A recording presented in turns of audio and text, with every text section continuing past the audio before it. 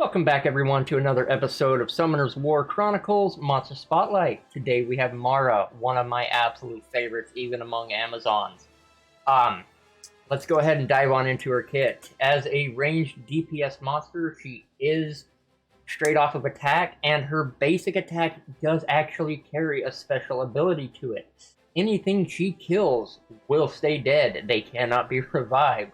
That makes her a phenomenal counter against monsters like Tion and not Kona, Tion, Sahara, and Vanessa. The Light Garuda, the Fire Valk, and the Light Mummy, who all have resurrection capabilities to them. Moving on to her first ability, on top of it also having the unrevivable effect, she also stops any and all heals for anywhere from 10 to 16 seconds. Granted, unlike her water and fire sister variants, this is not an AoE, it is a single attack against a single target. Excuse me. So keep that in mind. Moving on to her final ability, it's kind of a 2-in-1 like her other variant sisters. She again applies a heal block, and anything she kills with it stays dead, but she also has that retreat shot where if she's within 5 meters of the target, she will jump back, shoot, and potentially push them. Anywhere from a 50% chance to a 62% for that part to happen, but that's specifically for the push, not the attack in general. The attack will always go off if she's within 5 meters. That being said, moving over to her runes, again, keeping in mind that these are all my suggestions, I would definitely recommend Swift Blade primarily, Rage Blade as a backup, Fatal Blade beyond that, and if you're struggling with accuracy, I would go with Focus over Blade. She is going to need that accuracy for the unhealable blocking, not so much the unrecoverable, I feel like, as I don't think unrevivable is a debuff per se.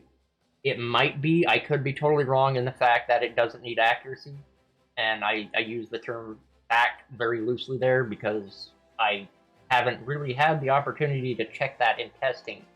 But again, because she is a ranged DPS, you're definitely going to want to stack that attack speed, especially because she has that anything she kills stays dead on her basic attack, making her base attack all the more critical to have for her to get as many shots out and hit as many things as possible before somebody else on the team takes the kill.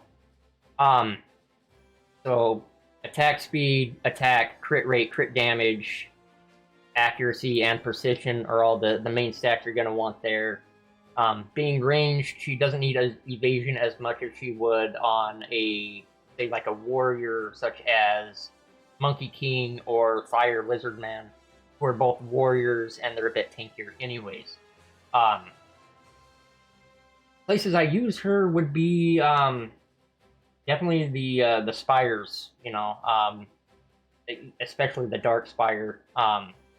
Dark and Celestial Spire are about the only two places you can use her there because of their requirements. But Trial of Ascension as well, especially in the upper floors where you run into monsters like Tion and Light Howl, I forget his name, where they have a lot of healing to them and the revivability.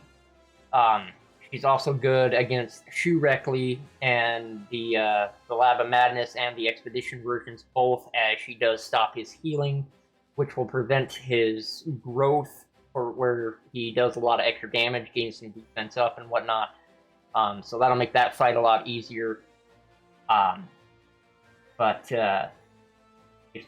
trying to think, because I know there was a couple more spots that she was useful.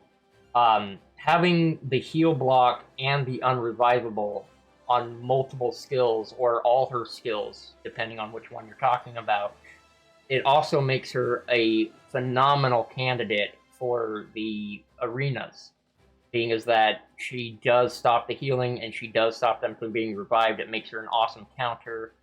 The only downfall to that being that she is strictly a single target DPS. She has no AoE.